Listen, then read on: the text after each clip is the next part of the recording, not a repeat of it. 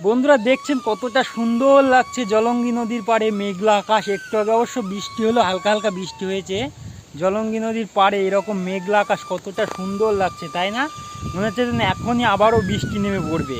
আর এই যে আমার পেছনে দেখতে পাচ্ছেন, এটা হলো বহু বছরের পুরনো অশ্বত্থ গাছ।